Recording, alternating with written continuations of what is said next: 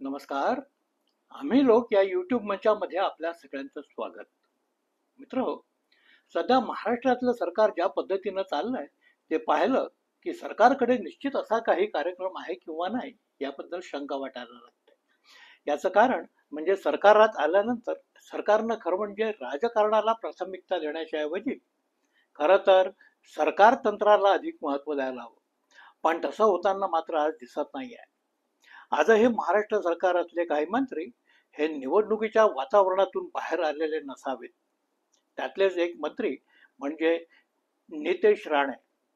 त्यांनी नव्यानं सुरू केलेला हलाल आणि झटका हा वाद केवळ हिंदुत्वाच्या राजकारणापोटी निर्माण केलेला असा वाद आहे. हिंदू मुस्लिम ध्रुवीकरण घडवून आणण्याचे जे प्रयत्न आपल्याकडे गेली 100 वर्ष सुरू आहेत, त्या प्रयत्नांचाच एक भाग म्हणून आता या हलाल झटका वादाकडे पाहायला लागेल. मित्र, भाजपा या पक्षाकडे एखाद्या सर्वसामान्य राजकीय पक्षाला असावा तसा राजकीय, सामाजिक आणि आर्थिक कार्यक्रम कधी होता किंवा नव्हता असा प्रश्न उपस्थित व्हावा. लोकशाहीतलं कुठलंही सरकार म्हणजे लोकहितासाठी काम करणारं सरकार असावं हे खरं म्हणजे आपली अपेक्षा असते. पण भाजपाकडे तसा कुठलाही कार्यक्रम असल्याचं गेली 10 वर्ष आपण पाहिलेलं नाही. त्याचवेळी हिंदू राष्ट्र निर्मितीचा RSSचा अजेंडा मात्र या पक्षांना आज संपूर्ण जोमानं राबवल्याचं आपण पाहतोय. आता हेच हिंदू राष्ट्र फार दूर नाही असंही म्हणतात. या बोलण्यात काही तथ्य तर आहेच. म्हणूनच जिथं जिथं भाजपानं आपलं राजकीय वर्चस्व सिद्ध केलेलं आहे तिथं मुसलमानांना कॉर्नर करण्याची एकही संधी सोडली जात नाहीये. तलाकच्या संदर्भातला नवीन कायदा असो की CAA किंवा NRCचे कायदे असो, हे सारे कायदे मुसलमान जनमन प्रभावित करणारे कायदे आहेत. ते किती चांगले किती वाईट याबद्दलची चर्चा त्या त्यावेळी होतच असते. पण या चर्चांना अर्थातच अर्थ नाही. प्रचंड राजकीय ताकद बाळगून असलेल्या भाजपासारख्या पक्षांना कुठल्याही विषयावर लोकांना विश्वासात घेण्याची गरजच वाटत नसते. ते जे काही ठरवतात ते केल्याशिवाय राहत नाहीत. कारण आज त्यांच्या कुठल्याही कृतीला आव्हान देण्याची क्षमता देशभरात कुणाकडेही नाही. सोनिया गांधींनी देशातल्या कुठल्याही जमिनीवर बोट ठेवलं आणि ही जमीन वक्फ बोर्डाच्या मालकीची आहे असं म्हटलं तर ती जमीन मुसलमानांच्या वक्फ बोर्डाची होऊन जाते असा प्रचार काही दिवसांपूर्वी व्हॉट्सअप विद्यापीठातून केला गेला. तेव्हापासूनच मुसलमानांच्या विरोधात एक मोठी प्रचार मोहीम अशी उभी राहणार असल्याचे संकेत मिळालेले होते. आता देशातल्या मुसलमानांना दुय्यम दर्जाचे नागरिक म्हणून वागवण्याच्या दृष्टीनं सुरू झालेल्या या मोहिमेनं अखेरचं चरण गाठलेलं आहे. म्हणूनच की काय, बटेंगे तो कटेंगे, नो बिंदी नो बिझनेस, ज्याच्या कपाळाला नाही गंध त्याच्याशी व्यवहार बंद, अशा घोषणा आज लोकप्रिय होत आहेत. त्यातच आता नको हलाल हवा केवळ झटका या नवीन घोषणेची भर पडलेली आहे.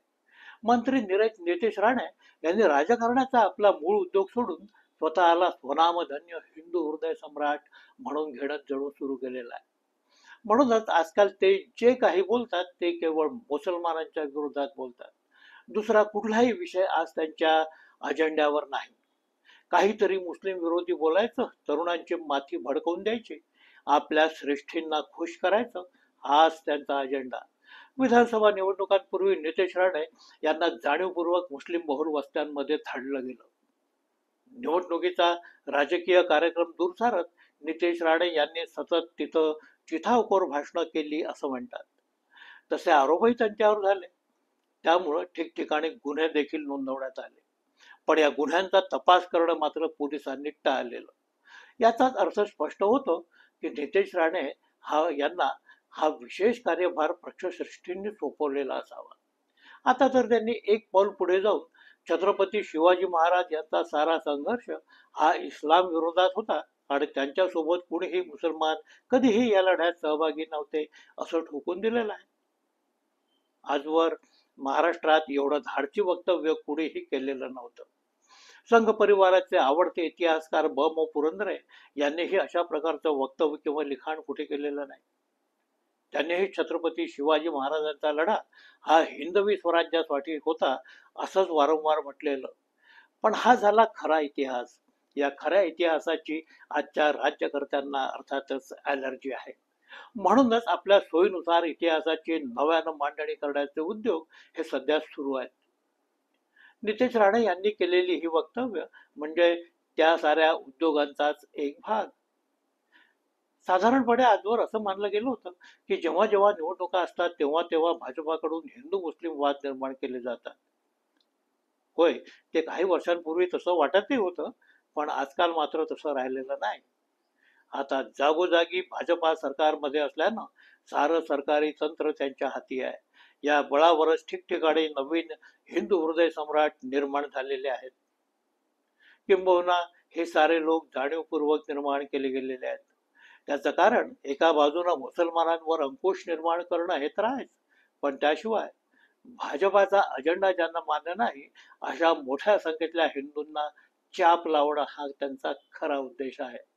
मुस्लिमांना अटकाव घालण्यामध्ये मोठ्या प्रमाणावर असलेल्या सेक्युलर हिंदूंची त्यांना खरी अडचण आहे आणि म्हणूनच अशा लोकांना डिवचण्याचं, हतोत्साहित करण्याचे प्रयत्न सातत्यानं या परिवाराकडून केले जातात. हा सारा परिवार मुसलमानांना निपटून घेण्यासाठी समर्थ आहे, पण सेक्युलर हिंदू ही त्यांच्यासाठी मोठीच अडचण आहे. अर्बन नक्षल विरोधी कायद्याची योजना ही नेमकी अशा लोकांसाठी केली गेलेली आहे. आज मुसलमान समाजात मोठ्या प्रमाणावर असुरक्षिततेची भावना निर्माण झालेली आहे. साक्षात सरकारच आपल्या विरोधात गेल्यानं आता आपलं काही खरं नाही हे जणू त्यांनी मान्य केल्याची स्थिती आहे. पण असं असलं तरी संविधान, कायदा, न्यायालय या साऱ्या संस्थांवर त्यांचा विश्वास अद्यापही कायम आहे, किंबहुना त्यांना तो ठेवावाच लागणार आहे. त्यापेक्षा महत्वाचं म्हणजे हिंदूंमधल्या सेक्युलर जनमतावर त्यांचा अजूनही मोठा विश्वास आहे. तेवढाच एकमेव आधार आज त्यांच्याकडे आहे. पण व्यावहारिकदृष्ट्या या बाबींना फारसा अर्थ नाही. सरकारनं मनात आणलं तर सरकार आझम खान यांच्यासारख्या बड्या नेत्यालाही आयुष्यातून उठवू शकते. हे एक उदाहरण पाहिलं की मुसलमानांमध्ये आज असलेली असुरक्षितता ही उगाच नाही हे स्पष्ट होऊन जातं. भाजपा हा पक्ष स्वतःच्या बळावर कधीही यशस्वी होणार नाही हे त्यांच्या कधीच लक्षात आलेलं. म्हणूनच विरोधी पक्षात असलेल्या लोकांकडून मोठ्या प्रमाणावर पक्षांतर घडवून आणण्याचं काम भाजपानं केलं. कुणाला आमिष देण्यात आली, कुणाला सत्ता मिळाली, तर अनेक लोक दहशतीमुळे भाजपावासी झाले. हे सारे भाजपानं केवळ सत्तेसाठी केलेलं असावं असंही नाही. काँग्रेस किंवा अन्य विरोधी पक्षातले नेते भाजपामध्ये गेले याचाच अर्थ हिंदुत्ववादी शक्ती अधिक संघटित झाल्या असं म्हणता येईल. हिंदुत्वाचा अजेंडा मान्य करणं ही अटच जणू या लोकांना घालण्यात आली. भाजपाचं आज जे काही हिंदुत्ववादी राजकारण सुरू आहे त्यात मुसलमानांविरुद्ध टीका करण्याची संपूर्ण जबाबदारी ही नव्यानं हिंदुत्ववादी बनलेल्या या पक्षांतरित लोकांना देण्यात आलेली आहे. आज RSSचे लोक मुसलमानांविरुद्ध बोलताना दिसत नाहीत. खुद्द मूळ भाजपावाले देखील मुसलमानांच्या विरोधात फारसे बोलत नाहीत. पण काँग्रेसमधून भाजपामध्ये आलेले हेमंता बिस्वा शर्मा, काँग्रेसमधूनच भाजपावासी झालेले नितेश राणे आणि काँग्रेसच्या पाठिंब्यानं पुन्हा एका काळी खासदार झालेल्या नवनीत राणा यांच्यासारख्या नवागतांच्या बळावरच भाजपानं आपला मुस्लिम विरोधी अजेंडा पुढे रेटलेला आहे. अर्थातच भाजपाच्या कूटनीतीमध्ये हे सारं असंच होणं अपेक्षित आहे. नितेश राणे यांनी आज उपस्थित केलेला हलाल झटका वाद हा असो की उदयनराजे भोसले यांनी औरंगजेबाची कबर उघडून टाकण्याच्या संदर्भात केलेलं वक्तव्य असो, भाजपाच्या अंगभूत रणनीतीचाच तो सारा एक भाग आहे हे आपण लक्षात घ्यायला हवं. नितेश राणे यांनी भाजपाचा हा अजेंडा अतिशय क्रूरपणे आपल्या समोर आणलेला आहे. मटणासाठी झटका सर्टिफिकेशन आणणं आणि हे सर्टिफिकेशन केवळ हिंदू खाटकांनाच दिलं जाईल अशी घोषणा करणं म्हणजे थेट मुसलमान खाटकांना त्यांच्या उत्पन्नाचा स्रोतच नाकारणं असा हा काहीतरी प्रकार. त्यामुळे समाजातल्या एका वर्गाची चारही बाजूंनी नाकेबंदी करायची, त्यांचं सामाजिक, आर्थिक आणि राजकीय जीवन उद्ध्वस्त करायचं आणि आपलं एककल्ली राजकारण पुढे रेटायचं असा हा सारा प्रकार. नितेश राणे हे खरं म्हणजे मत्स्योद्योग मंत्री आहेत. आपल्या खात्याचं काम ते नक्की काय करतात हे आजवर कधी कोणाला दिसलेलं नाही. त्यांना मासळीपेक्षा जास्त रस हा बकरांमध्ये आहे हे आता मात्र स्पष्ट होत आहे. मुख्यमंत्री देवेंद्र फडणवीस यांनी राणे यांच्यासाठी खरं तर आता नव्यानं झटका मंत्रालय तयार करून मत्स्योद्योग खातं दुसऱ्या कोणाला तरी सोपवायला हवं. अशीच काहीशी सगळी ही स्थिती. नितेश राणे यांच्या झटका घोषणेनं मुसलमान चिडतील, संतापतील अशी अपेक्षा कदाचित त्यांना असावी. पण सुदैवानं तसं काही झालेलं नाही. उलट नितेश राणे हे लोकांसाठी टिंगल टवाळीचा आज विषय बनलेले आहेत. तुम्ही कोण, तुमची ताकद काय आणि बोलता किती, असं आज सर्वत्र म्हटलं जात आहे. म्हणूनच हलाल नको झटका हवा ही त्यांची घोषणा खुद्द हिंदू खाटीक समाजानं सपशेल फेटाळून लावलेली आहे.